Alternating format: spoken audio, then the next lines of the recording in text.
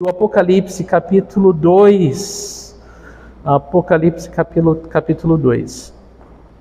Então já 3 estudos, né? Nós estamos, 3 cultos, estamos estudando o livro do Apocalipse, que tem como tema a revelação de Jesus Cristo.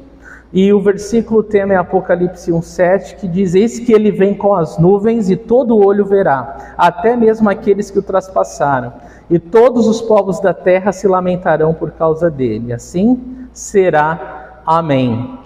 Na semana passada nós terminamos o capítulo 1, né, e aprendemos com uma visão, né, aquela grande visão maravilhosa que o apóstolo João teve, né, de Jesus entre os castiçais dourados, né? E nós aprendemos o que com aquela visão? Com toda a descrição que ele nos dá de Jesus, né? Lembra? Os cabelos brancos, né? Os olhos de fogo, os pés com bronze, a veste comprida, né? O cinturão de ouro e a espada, as estrelas na mão, né? Uma espada saindo da boca. Então tudo isso fala sobre a autoridade, a santidade, o domínio e o poder de Jesus sobre a sua igreja, sobre a terra, sobre todo o céu e sobre todo o inferno. É assim que Jesus se apresenta, né? Como o maior, né? Todo-poderoso. Agora, a partir de hoje, no capítulo 2, nós vamos começar a ver as mensagens de Jesus a cada uma das 7 igrejas do Apocalipse, começando pela igreja de Éfeso. Então, seguindo o nosso esboço, né? A parte 1 e 2 nós completamos, e hoje na parte 3, iniciando a parte 3 aí do esboço, as cartas às 7 igrejas, que vai do capítulo 2 ao 3. Então, hoje, a carta à igreja de Éfeso, Apocalipse capítulo 2, versículos de 1 a 7. A mensagem o título da mensagem de hoje é: Jesus é o primeiro amor do cristão. Amém? Jesus é o primeiro amor do cristão. Vamos ler? Apocalipse 2, de 1 a 7, diz assim: estas são as palavras daquele que tem as 7 estrelas em sua mão direita e anda entre os 7 candelabros de ouro. Conheço as suas obras, o seu trabalho árduo e a sua perseverança. Sei que você não pode tolerar homens maus, que pôs à prova os que dizem ser apóstolos, mas não são, e descobriu que eles eram impostores. Você tem perseverado e suportado sofrimentos por causa do meu nome, e não tem desfalecido. Contra você, porém, tenho isto: você abandonou o seu primeiro amor.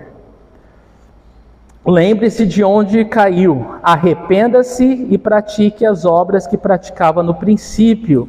Se não se arrepender, virei a você e tirarei o seu candelabro do lugar dele. Mas há uma coisa a seu favor: você odeia as práticas dos nicolaítas, como eu também as odeio. Aquele que tem ouvidos, ouça o que o Espírito diz às igrejas. Ao vencedor darei o direito de comer da árvore da vida, que está no paraíso de Deus. Senhor, obrigado pela Tua palavra. Peço, Pai, que o Teu Espírito Santo fale aos nossos corações essa noite. Senhor, desperta-nos, ó Deus, remove o cansaço, Senhor.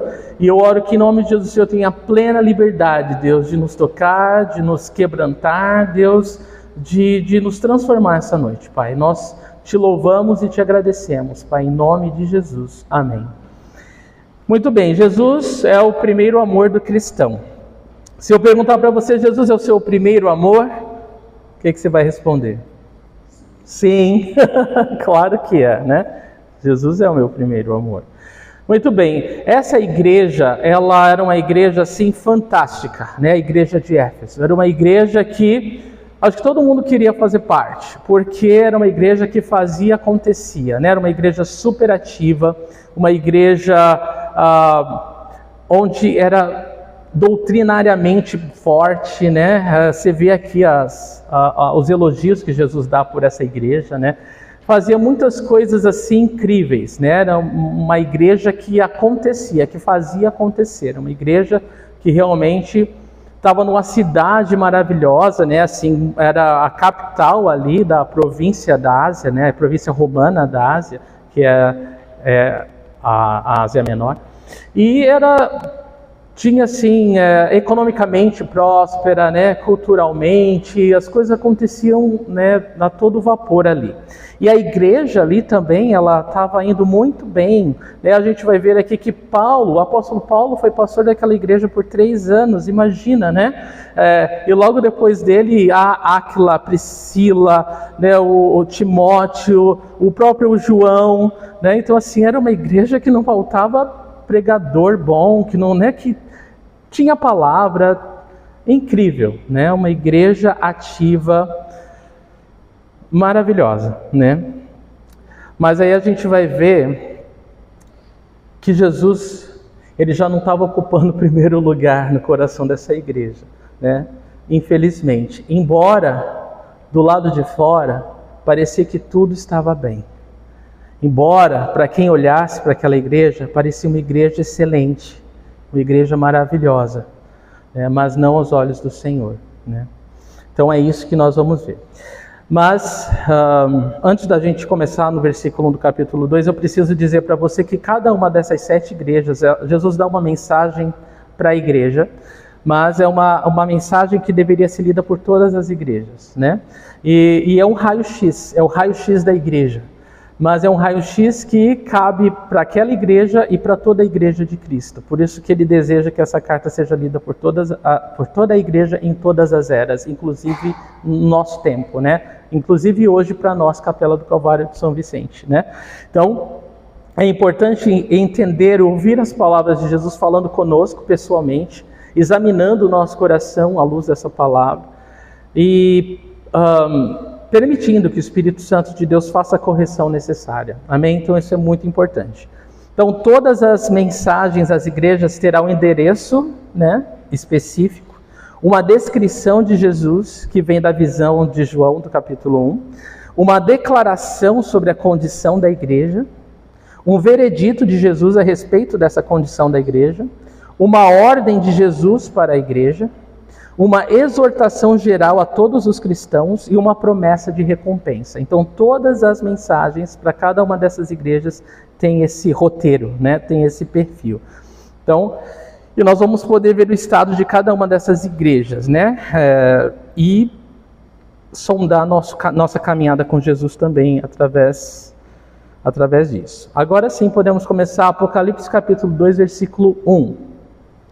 Ao anjo da igreja em Éfeso, escreva: estas são as palavras daquele que tem as 7 estrelas em sua mão direita e anda entre os 7 candelabros de ouro. Então a primeira coisa que nós vemos é: ao anjo da igreja de Éfeso, escreva. O anjo da igreja, nós aprendemos que se trata do pastor da igreja, do mensageiro, aquele que traz a palavra para a igreja, né? Embora muitas pessoas, muitos estudiosos possam falar que, né, dá diversos significados, mas a própria palavra de Deus sustenta, né, que a palavra usada para anjo aqui é a palavra mensageiro, já usada no próprio Novo Testamento como a pessoas, né, como seres humanos, né? Então, acredita-se que é o pastor dessas igrejas. E aqui vem uma breve descrição, né, daquela visão que João teve de Jesus. E nessa descrição para essa igreja de Éfeso, a parte da descrição de Jesus é exatamente essa. Estas são as palavras daquele que tem as 7 estrelas em sua mão direita, né? O Senhor tem as estrelas na sua mão direita, e as estrelas falam dos anjos, né, das igrejas, né? Ele tem esses pastores em sua mão direita, e ele anda entre os 7 candelabros de ouro, e os candelabros são as igrejas. Então Jesus, ele está entronizado na sua igreja, ele está no meio da sua igreja, e ele tem o controle dessa igreja, né? Ele tem os pastores dessas igrejas em sua mão, tá? Então essa é a parte da descrição que coube para essa igreja em Éfeso. Se você gosta de estudar a Bíblia e quer anotar, você pode pesquisar Mateus capítulo 11, versículo 10, Marcos capítulo 1, versículo 2, Lucas capítulo 7, versículo 24, e tem uma outra série que eu posso falar na Comunhão dos Lares essa semana, para você estudar a palavra anjo como mensageiro humano, tá? Muito bem, mas vamos ver o que o estudioso Clarke fala a respeito. Considero o que é falado a este anjo como falado a toda igreja, e que não é o seu estado particular que é descrito, mas o estado das pessoas em geral sob os seus cuidados. Então é importante que ele diz aqui, a gente precisa prestar atenção que embora Jesus se refira, ao anjo da igreja em Éfeso, a mensagem não é para o anjo da igreja, é para toda a igreja, amém? Então a mensagem é para toda a igreja, ele simplesmente será o porta-voz, aquele que vai dar a mensagem à igreja. Falando ainda sobre a cidade de Éfeso, a cidade famosa, era nessa cidade que havia o templo de Diana, uma das 7 maravilhas do mundo antigo, e parecia ser incrível, se você já viu fotos desse templo, colunas de 18 metros de altura, pilares gigantescos, 127 pilares de 18 metros de altura. E era enorme. Só que ali, além da idolatria, havia muita promiscuidade, em nome dessa deusa, eles se prostituíam, em adoração a essa. A cidade, ela tinha um comércio forte, principalmente, a venda dessa deusa, era o ponto forte ali.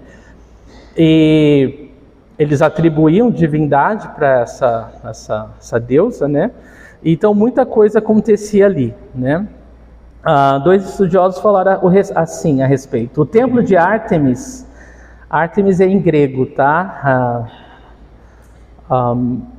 Diana em latim, os romanos chamavam de Diana, mas os gregos de Ártemis. O templo de Ártemis também era um importante tesouro e banco do mundo antigo, onde mercadores, reis e até cidades faziam depósitos e onde seu dinheiro podia ser mantido seguro sob a proteção da divindade. Outro diz o seguinte: Éfeso era uma fortaleza de Satanás. Aqui muitas coisas más, tanto supersticiosas quanto satânicas, eram praticadas. Livros contendo fórmulas para feitiçaria e outras artes ímpias e proibidas eram abundantes naquela cidade. Então havia todo esse lado escuro, Todo esse lado escuro também na cidade de Éfeso. Mas, como o evangelho já estava ali, há um bom tempo, você sabe que Atos capítulo 19, o que acontece com o apóstolo Paulo e a perseguição à igreja, quando Paulo começa a pregar contra, a Diana e os ourives daquela cidade, os vendedores, das estatuetas, eles ficam muito bravos com Paulo. Uma coisa horrível acontece, a perseguição terrível, Paulo tem que fugir de lá para não morrer. Mas embora tudo isso tenha acontecido, o evangelho continuou ali sendo pregado, a igreja cresceu, E isso fez muitas conversões, isso trouxe muita mudança positiva para essa cidade. Paulo, na carta aos Efésios, ele fala que essa igreja, ela abundava em amor. Ela abundava em amor, Paulo fala lá na sua carta à igreja de Éfeso, aos Efésios. Então, tremendo. Então, glória a Deus por toda a obra que estava acontecendo ali. Porém, agora, alguns anos tinham se passado, E bastante coisa tinha mudado. Felizmente e infelizmente.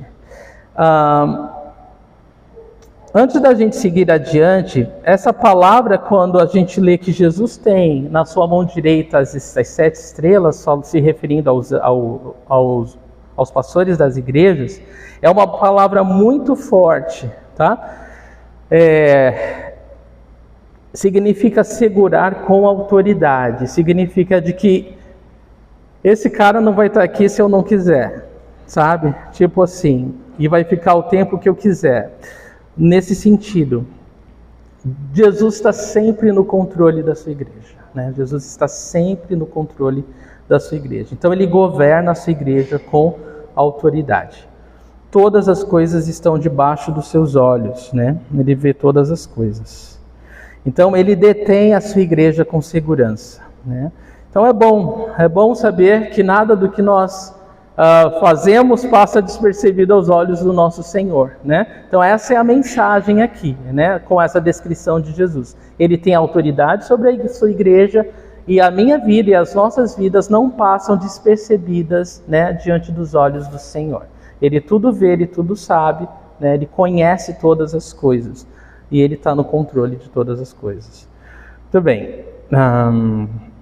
E algo importante, né, que muitos estudiosos falam quando você estuda essa carta, essa igreja, é que havia quase, era muito próximo assim de uma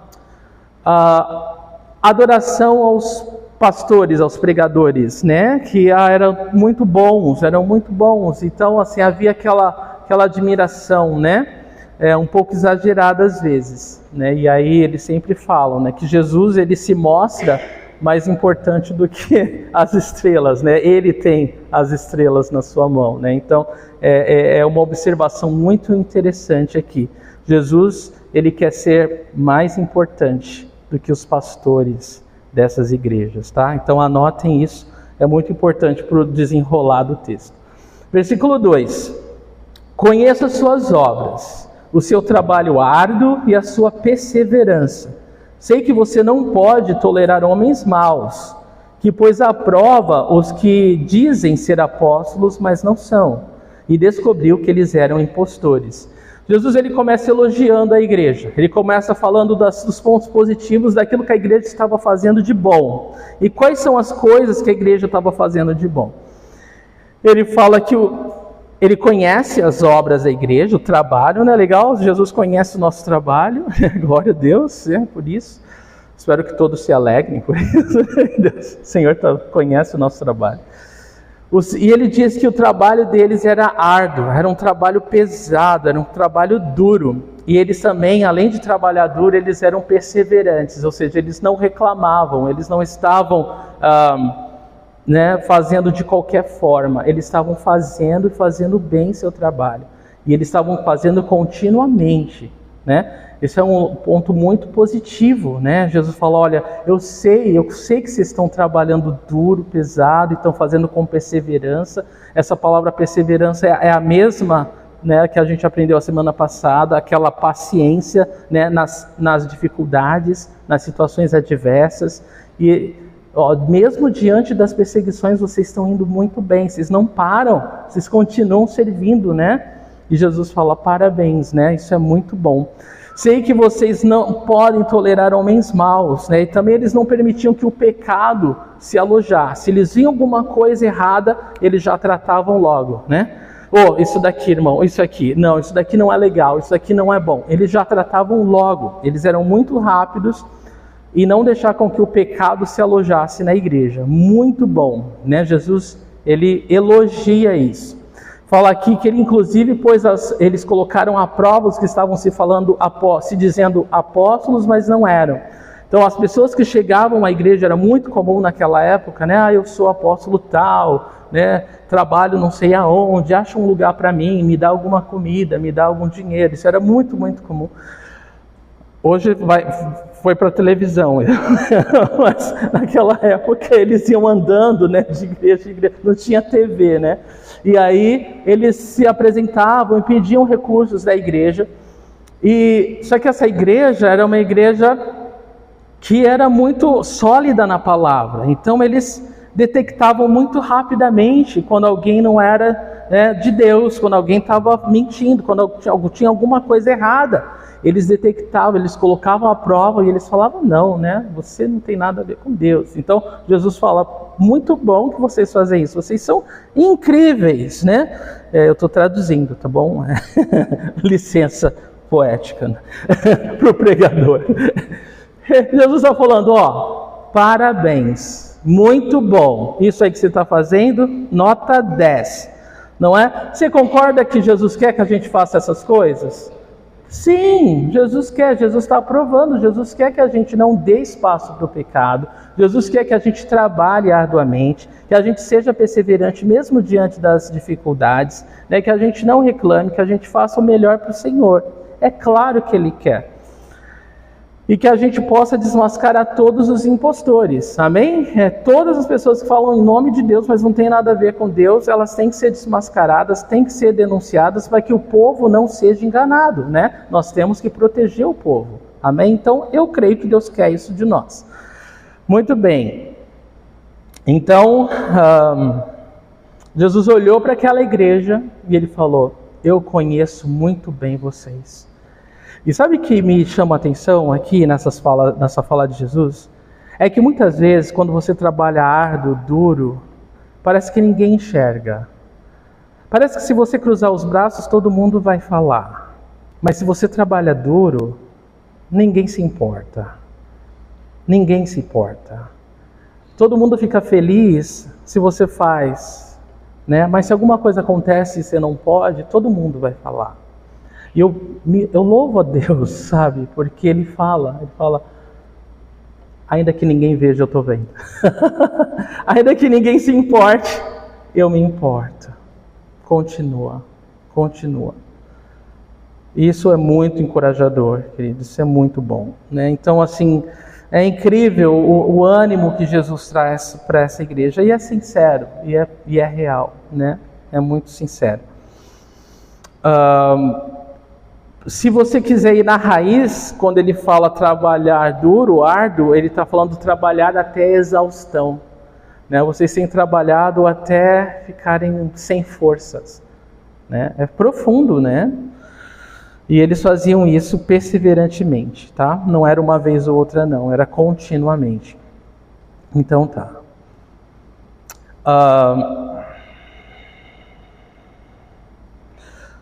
Charles Spurgeon disse o seguinte: isso foi grandioso da parte deles, mostrou a espinha dorsal da verdade. Eu gostaria que algumas igrejas desta era tivessem um pouco dessa santa decisão, pois hoje em dia, se um homem for inteligente, ele pode pregar a mentira mais vil que já foi vomitada da boca do inferno, e isso acabará com alguns. Então hoje é uma licença muito grande por parte dos crentes, né? Para ouvir tanta coisa no nome de Deus que não tem nada a ver com Deus, né? E parece que a gente acha natural, parece que a gente já acostumou, né? Estão falando de Deus, ou se não é alguém muito, né, crente, você, né, pelo menos, sei lá, né? Mas para Deus isso é horrível, né? Para Deus isso é muito mal, né? Se você está usando o nome de Deus para interesse próprio, para lucro próprio, isso é diabólico, isso é satânico. Isso é uma obra a ser denunciada, isso é uma obra para ser rejeitada, uma obra para ser embargada. Não pode continuar, não é certo. Nós não podemos fazer vistas grossas para o mal, né? Para nenhum tipo de mal, né? Então, eu creio que esse é o coração de Deus, né? E que Deus está nos ensinando isso. Então, era uma igreja que é elogiada por abominar o que é moralmente ruim, né? E também o que está teologicamente errado, né? Então, eles abominavam o que era moralmente ruim e o que era teologicamente errado. Versículo 3. Você tem perseverado e suportado sofrimentos por causa do meu nome e não tem desfalecido. Então, ele continua elogiando a igreja, falando agora que eles têm perseverado, né, e suportado sofrimentos, né, não é pouco, né? Lembra que quando João escreve essa carta, a igreja estava sendo perseguida, já estava sendo perseguida, e ia crescer, né? O Império Romano ia ficar cada vez mais violento contra a igreja. E então, em muitos lugares a perseguição já estava, né, forte, muitos cristãos já estavam morrendo pela fé, né? Então ele fala, você tem perseverado e suportado sofrimentos por causa do meu nome e não tem desfalecido. Então eles estavam suportando esse sofrimento e não tinha desistido, né? E não tinha se entregado, né? Eles estavam perseverando até o fim. Então Jesus também, ele reconhece isso, ele vê isso, ele elogia eles por isso. Ele fala que eles estão sofrendo por causa do nome dele, né? Eles não estão sofrendo porque eles estão fazendo nada de errado. Eles estão sofrendo por amor ao nome de Jesus. E é diferente, né, igreja? quando a gente sofre e é perseguido por fazer o que é errado. Isso não é nem, isso é nem perseguição, né? Isso é o que é certo, né? Justiça. Isso é bem feito. Agora, quando a gente é perseguido, né, injustiçado por amor ao nome do Senhor, por fazer o que é certo, por fazer o que é bom, né, por fazer o que é justo, né, era o caso dessa igreja, né. Então todas essas características, né, estavam diante dos olhos do Senhor e Ele reconhece cada uma delas.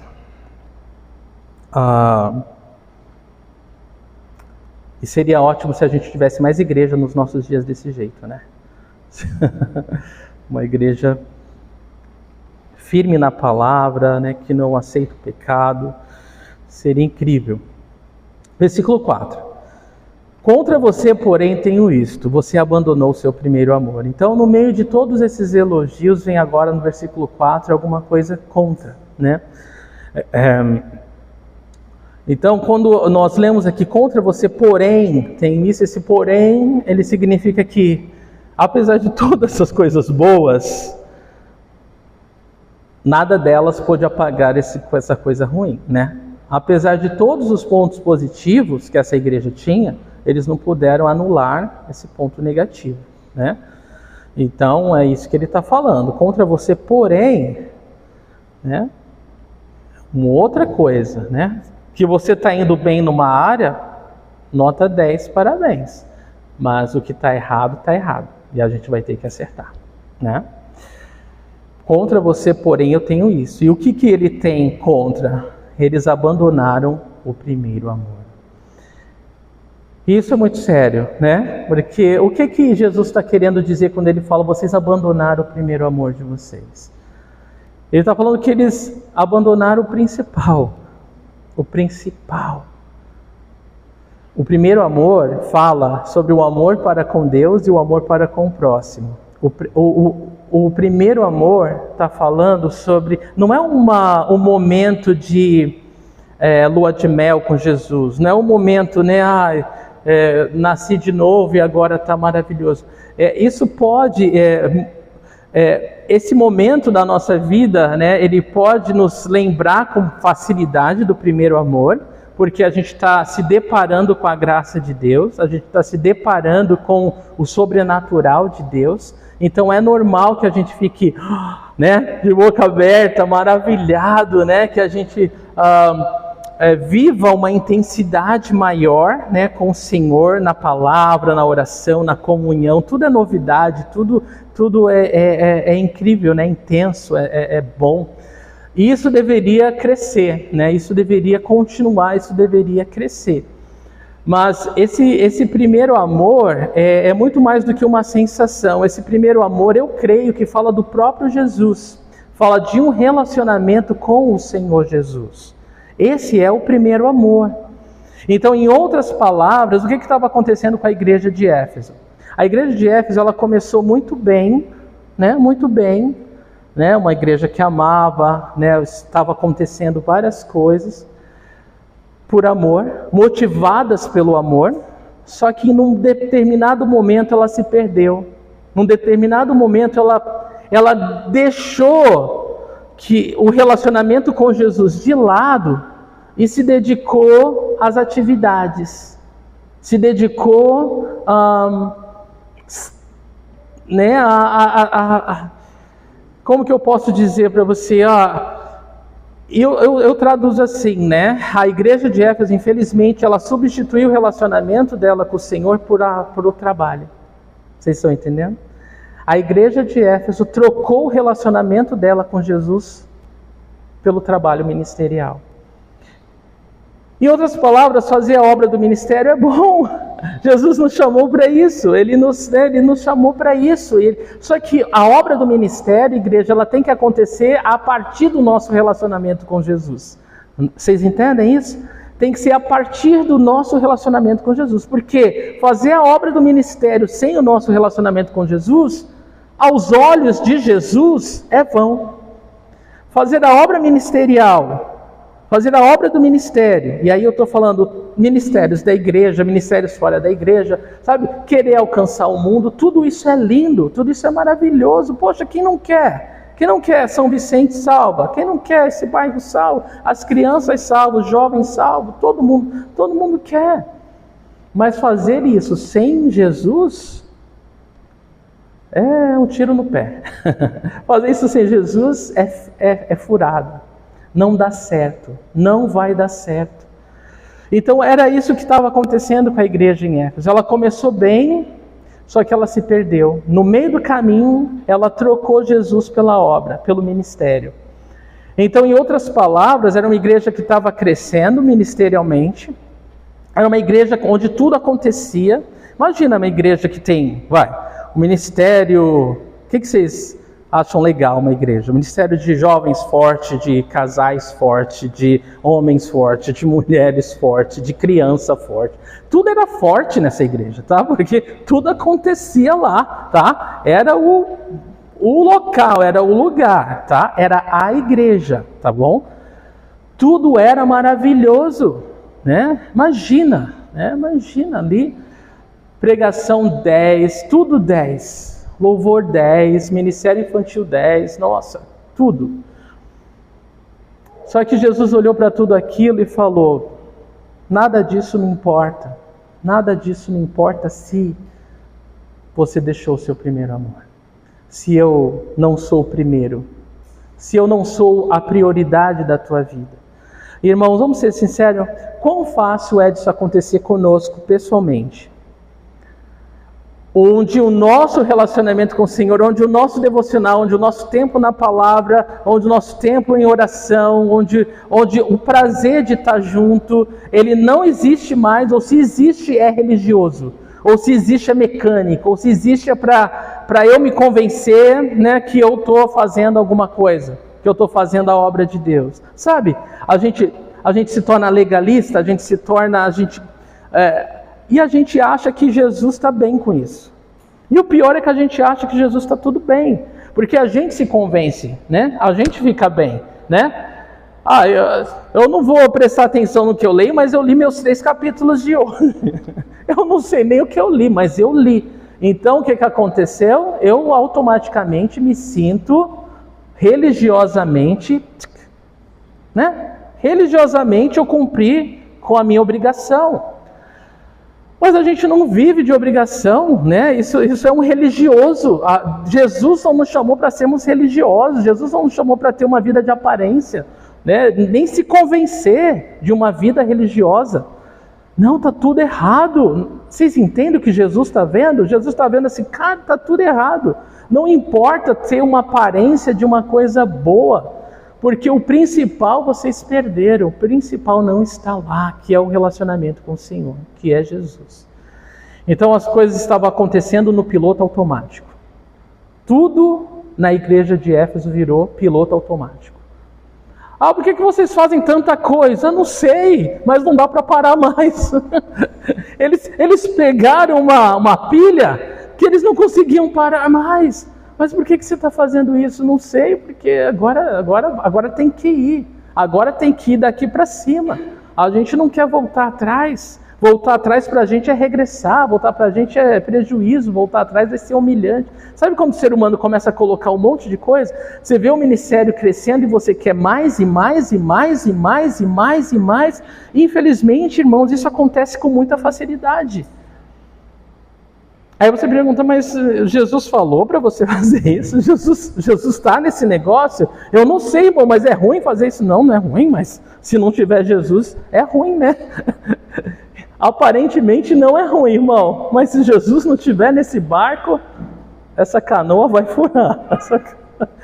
Isso não vai dar certo. Vocês entendem isso, gente? E é muito fácil, quando a gente entra nessa pilha, a gente se convencer espiritualmente. É para a obra de Deus. É para que mais vidas sejam ganhas. E você manipula pessoas com essa fala. É para que outros sejam alcançados. Irmãos, o que Jesus está vendo aqui é assustador. Vocês entendem? É assustador. Nós devemos temer a Deus quando a gente se depara com essa mensagem. A gente fala, Deus do céu. Eu pensei que ele estava só elogiando, não, mas ele estava construindo um entendimento para esse ponto. Os caras faziam de tudo, mas não era para Jesus mais. E isso acaba com a gente, né? Isso deixa a gente triste. Porque eles estavam fazendo de tudo, mas não era para Jesus mais. Era para eles. Eles estavam construindo um império, eles estavam construindo um reino, eles estavam construindo o seu próprio nome. A igreja de Éfeso. Talvez eles tinham a meta de ter um templo maior do que o de Diana. Você vai falar para eles que era uma ideia ruim? Vocês entendem, igreja? Só que eles estavam perdidos, estavam cegos, porque estavam longe de Jesus. E Jesus fala, vocês abandonaram o primeiro amor. E a palavra abandonar não é alguma coisa como, por exemplo, perdeu. Ah, você perdeu o primeiro amor. O perdeu é tipo assim, aconteceu por acidente, né? Quando eu perdi, ou alguém pegou, né? Perdi, né? Ah, vou procurar. Me descuidei e perdi. Não, abandonar é forte, porque abandonar fala de um ato consciente. Você abandonou. Eu estava com ele e eu deixei ele para fazer outra coisa. Eu abandonei. Eu larguei mão. Larguei de mão. Eu abandonei. É isso que Jesus está falando. Vocês abandonaram o primeiro amor de vocês. Alguma coisa entrou no meio que você achou melhor e mais interessante do que o primeiro amor. E você foi nessa. E é uma reflexão para nós, igreja, porque individualmente nós temos que parar e pensar, Deus do céu, se o Senhor está falando comigo e o Senhor está, eu quero pensar, o que pode ter entrado na minha vida que eu deixei Jesus e o meu relacionamento com Ele de lado, conscientemente abandonando isso por uma outra coisa que eu julguei superior, que pode até ser boa, mas que não é a melhor. Vocês entendem? É esse o fato, é esse o problema aqui. Ai, Senhor, mas o meu trabalho é tão bom. Ai, Senhor, mas sei lá, é para o teu reino. Ah, isso aqui é para que vidas sejam salvas. Isso daqui, você pode vir com a desculpa que for. Jesus, ele olha para nós e faz... Isso é bom, mas não é o melhor. Isso é bom, mas não tem nada a ver comigo. E a gente precisa saber, irmão, se nós estamos nessa situação, né, nós não queremos continuar nela. Amém?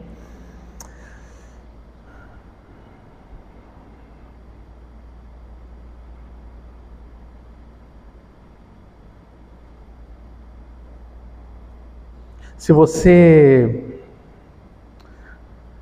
tivesse um bom relacionamento com Jesus e você entrasse nessa igreja, você ia falar, nossa, aqui tudo é muito legal, tudo é muito bom aqui, mas você ia sentir desconfortável ali. Você ia sentir desconfortável porque tudo parecia uma máquina. Você ia sentir que você estava no meio de uma linha de produção. Sabe? No meio de uma linha de produção, onde você não tem nem mais tempo para pensar em Jesus. Porque você tem que sair e fazer alguma coisa. Porque você tem que gerar alguma boa impressão ou algum fruto que agrade. Era isso, gente. Era isso que estava acontecendo. Mas não foi difícil para Jesus ver o problema, não. Ele viu com muita facilidade. E ele tem uma mensagem para eles. E aí você vai falar, nossa, mas eles tinham tanto a palavra, mas a letra se tornou morta. A letra sem o Espírito fica morta, igreja. É bom que a gente está na palavra, eu amo isso. Isso me faz até chorar, porque, ó Deus, a gente só ensina a palavra. Mas é preciso uma dependência do Espírito.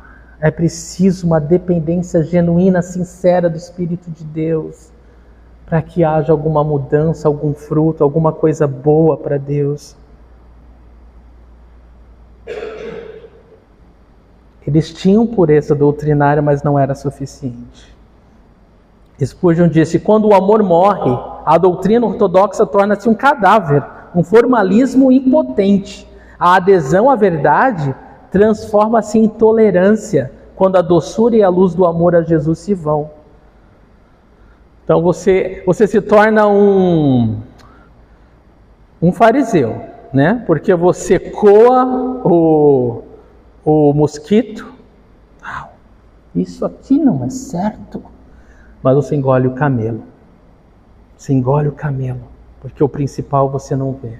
Né? Forte, irmãos, é sério, irmãos. A novidade de vida do primeiro amor deveria se aprofundar e se tornar um amor ainda mais forte e ainda mais intenso. E não foi isso que aconteceu, porque eles trocaram. Eles trocaram o primeiro amor por trabalho. Não havia fervor, não havia profundidade, né? Não havia mais Jesus. Então eu vou falar para vocês o seguinte, o que nós fazemos para Jesus é muito importante, né? Tudo, mas o motivo, né, pelo qual nós fazemos é mais importante. Porque nós podemos fazer a coisa certa com o coração errado. Vocês entendem? E Jesus está olhando o coração. Para Jesus o que importa é o coração, né? Você sabe disso, né? O homem olha a aparência, mas Deus olha o coração. Então Ele está sempre ali, atento no nosso coração. Né? As pessoas podem ser enganadas facilmente, elas vão buscar, né, seus próprios prazeres e manjares, né? Sua própria concupiscência, né? Mas Deus não, Deus está olhando para o nosso coração, né? Ele está olhando para o nosso coração e isso deve importar para a gente. Muito bom. É possível servir, sacrificar-se e sofrer por causa do meu nome, nome de Jesus. E no entanto, não amar Jesus verdadeiramente. Não é louco isso, igreja? É possível se sacrificar, servir por Jesus, mas sem Jesus. Você fala que é para Jesus, mas não tem nada a ver com Jesus. Então isso é assustador, é uma mensagem que tem que assustar mesmo o nosso coração, e nós devemos ter certeza que a gente não está indo nessa direção. 1 Coríntios 13, de 1 a 3, fala que ainda que eu fale a língua dos homens e dos anjos, se não tiver amor, serei como um sino que ressoa, como um prato que retine. Ainda que eu tenha o dom de profecia e saiba todos os mistérios e todo o conhecimento, tenha uma fé capaz de mover montanhas, se não tiver amor, nada serei. Ainda que eu dê aos pobres tudo que possuo e entregue o meu corpo para ser queimado, se não tiver amor, nada disso me valerá. É isso que a palavra de Deus fala. Sem amor, não importa, não vale nada para Deus. Não vale nada para Deus. E a gente precisa aprender isso e concordar com isso, né? Em 1 Coríntios 3, de 12 a 13, quando Paulo está falando aos coríntios sobre aquilo que nós fazemos por Jesus, né, e a motivação do nosso coração daquilo que a gente faz, ele fala que tudo vai ser queimado, né? E se for palha, feno, vai queimar, né? Mas se for ouro, pedra preciosa, vai ficar. Então, o dia vai revelar. E é isso que deve importar. Então, o meu coração sincero, né, a motivação certa hoje, não tem um impacto só agora, mas tem um impacto para toda a minha eternidade. E é não só para mim, mas para todos nós, não é? Olha só o que diz: se alguém constrói sobre esse alicerce usando ouro, prata, pedras preciosas, madeira, feno, palha, sua obra será mostrada, porque o dia trará a luz, pois será revelada pelo fogo, que provará a qualidade da obra de cada um. E Paulo está falando exatamente dessas recompensas celestiais, né, eternas, né? Então, assim, não adianta eu querer viver para receber um tapa nas costas, né, um retorno temporário, né, humano, carnal, porque se eu fizer a obra de Deus ou qualquer coisa no nome de Deus, por isso, essa vai ser minha recompensa. No céu eu não espero ter nada, porque eu já tive tudo aqui na terra, porque eu busquei isso, eu vivi para isso, eu trabalhei para isso. Essa vai ser minha recompensa. Então é muito sério, irmãos, é muito sério. Tudo que a gente faz importa para Jesus, né? E Ele quer... Eu vejo tanto amor do Senhor, tanto carinho de Deus de nos dar uma mensagem dessa, sabe? E não, se a primeira já é na jugular, você não sabe o que vem mais. Não falte. Não falte. Deixa o Senhor tratar, porque nós queremos corações purificados. Amém? Nós queremos corações purificados. Queremos o nosso relacionamento refinado com Deus. Senão estamos perdendo tempo, igreja. Estamos brincando de igreja. Eu não quero brincar de igreja. Eu não estou aqui para brincar de igreja, você não está aqui para brincar de igreja. Nós amamos o Senhor e nós queremos que o Senhor complete todo o seu querer em nossa vida.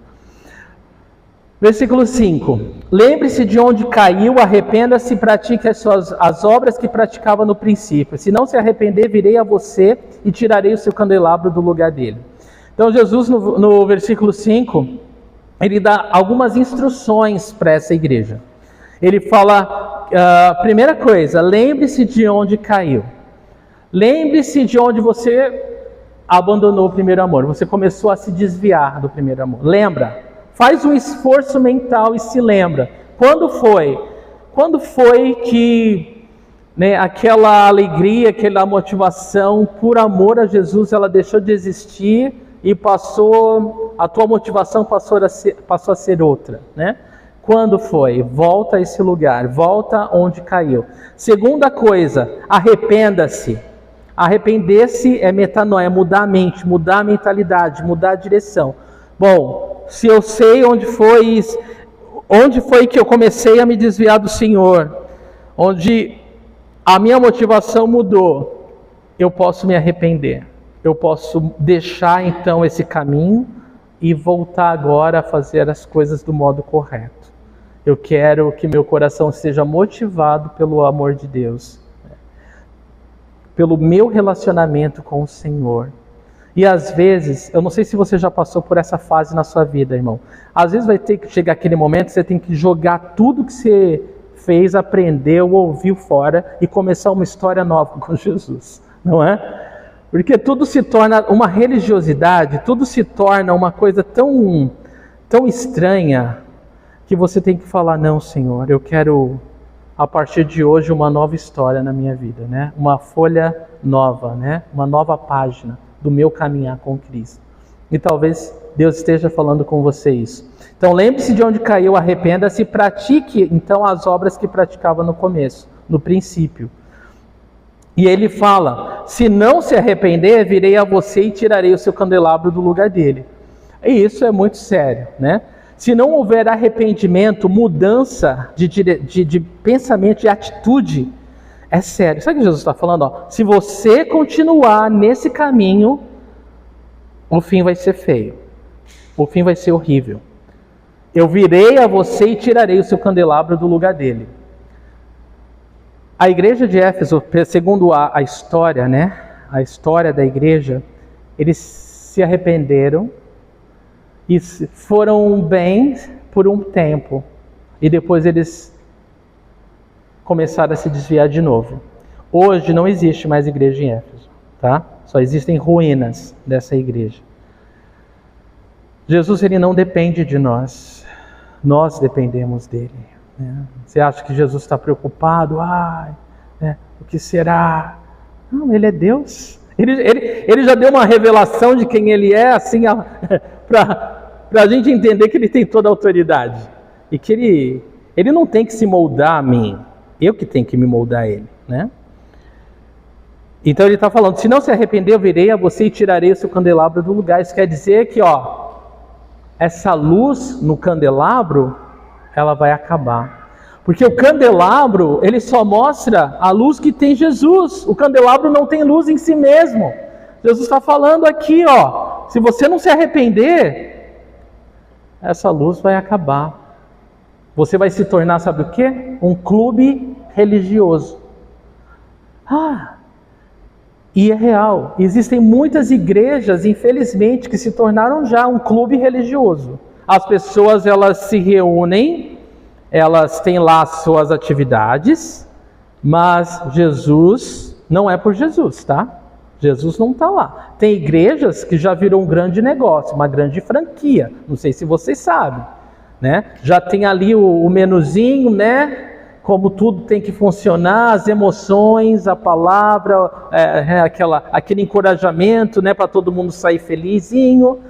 Mas não trata de pecado, não trata de mudança de vida. Uma mensagem dessa não entra numa igreja dessa. Não entra. Porque querem agradar o povo. Estão preocupados com números, né? Infelizmente. Mas Jesus não está preocupado com número, né? Graças a Deus. Jesus não está preocupado com número, não.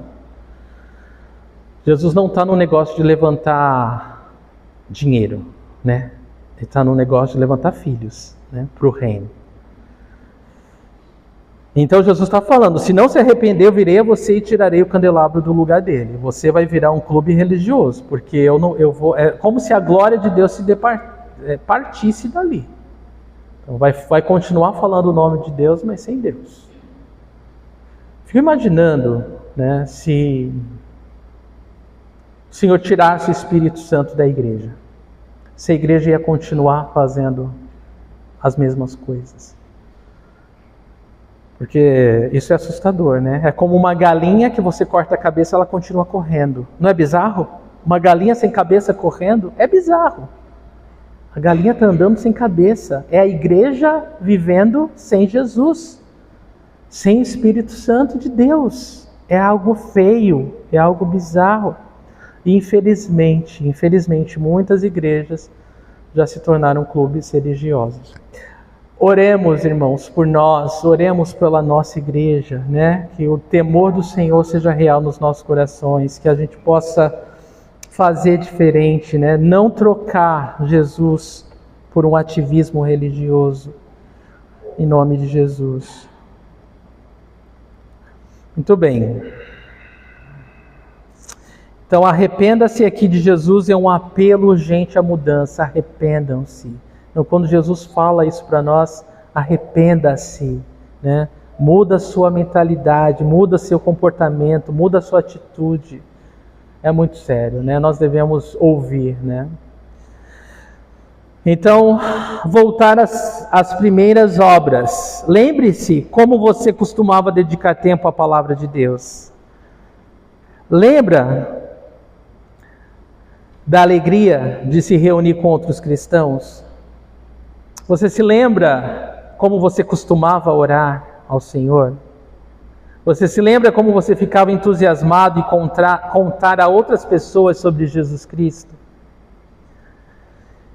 Nós podemos dizer que Satanás está fazendo um ótimo trabalho em criar um sentimento de insatisfação geral com todas essas primeiras obras. Elas já não, né, satisfazem ou não apelam mais ao nosso coração, infelizmente. Mas nós não podemos aceitar essa situação. Então Jesus ele alertou severamente essa igreja, né? E apesar de todos os privilégios e elogios, essa igreja estava ali, né, correndo o risco de perder a sua luz, né? Apesar de toda a doutrina, não tinha um amor.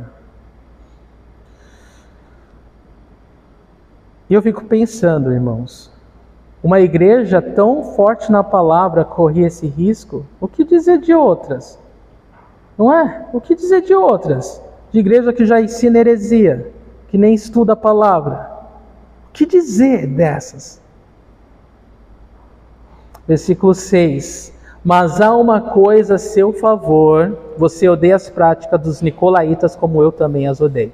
Então Jesus ele termina, né, confortando, encorajando, consolando esses irmãos em Éfeso, falando mais uma coisa boa que ele vê a favor deles, é que eles odeiam as práticas dos nicolaítas.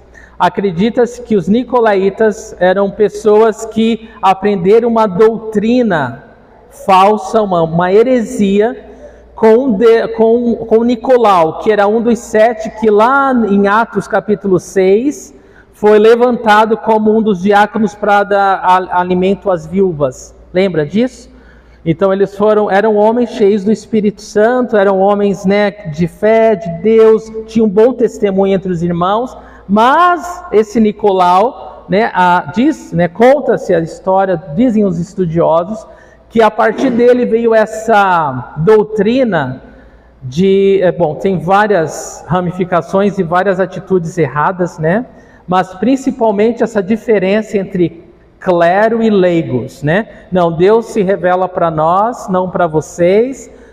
Essa coisa de você controlar o povo, né? E até hoje tem igrejas que é muito forte nisso, né?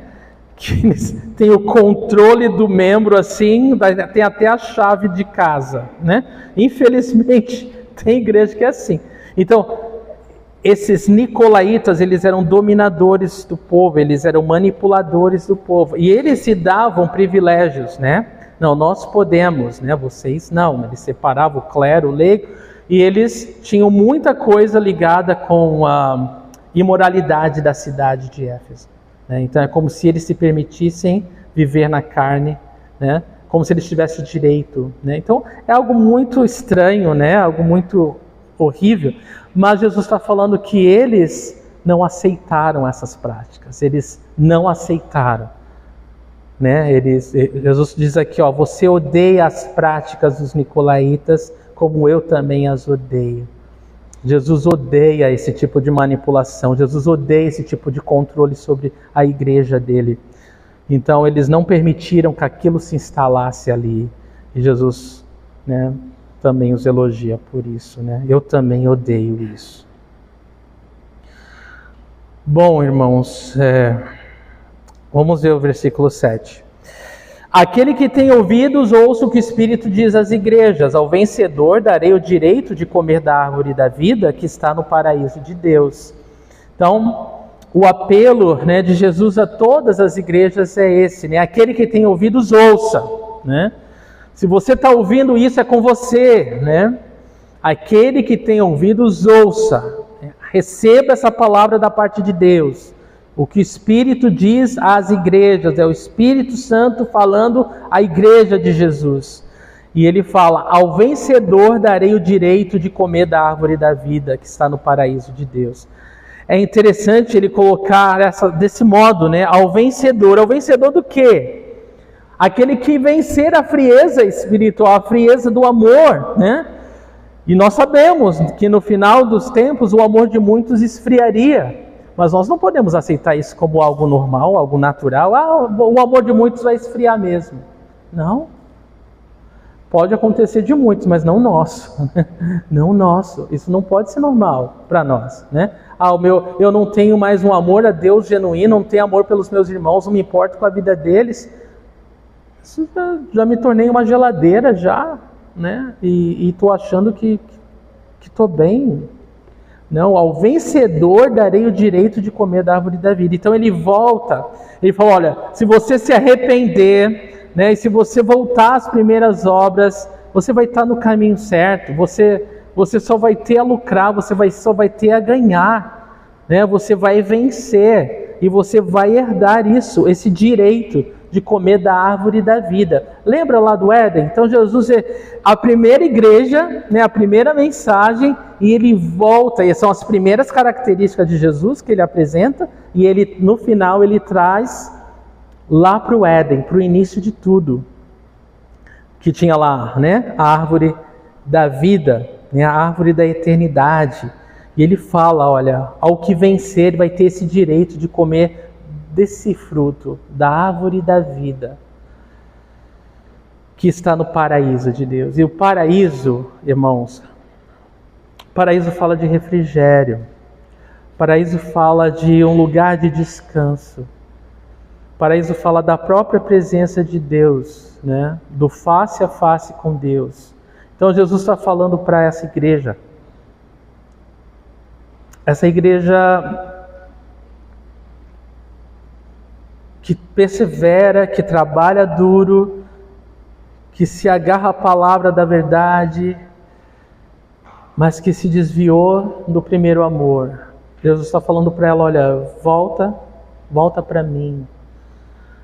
E você vai desfrutar, né, da árvore da vida, do paraíso de Deus, do refrigério verdadeiro da alma. Da alma. Né? Amém? Vamos ficar em pé. Vamos orar ao Senhor.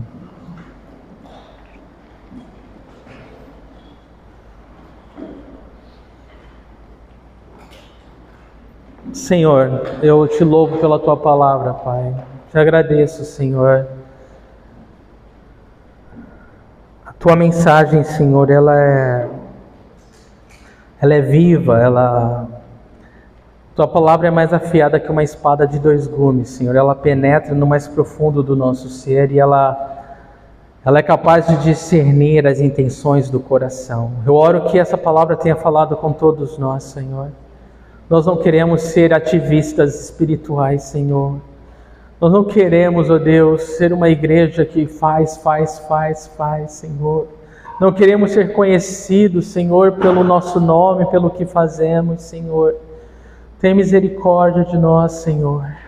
Nós queremos, Senhor, que o Teu nome seja conhecido, Senhor, através da nossa vida, Senhor. Através, ó Deus, do nosso relacionamento contigo, Senhor. Nós queremos Te amar profundamente, Jesus. O Senhor é o principal para nós, Senhor. O Senhor é real para nós. Senhor, que a gente não queira vir para a igreja, Senhor, por outra razão, a não ser porque nós Te amamos, Senhor. E nós amamos o Teu corpo, Senhor. É importante para nós, ó Deus, essa comunhão. Senhor, nós não queremos desprezar a Deus, como a Bíblia fala em Hebreus 10, 25, a comunhão dos santos, Senhor. Nós não queremos, Senhor, porque o Senhor está no nosso meio. O Senhor, ó Deus, está afiando a gente, Senhor. O Senhor está nos moldando, o Senhor está trabalhando em nós. Estamos praticando o amor, né? O amor de Deus, esse amor ágape, incondicional, sacrificial, Senhor, ao nós estarmos juntos, Senhor.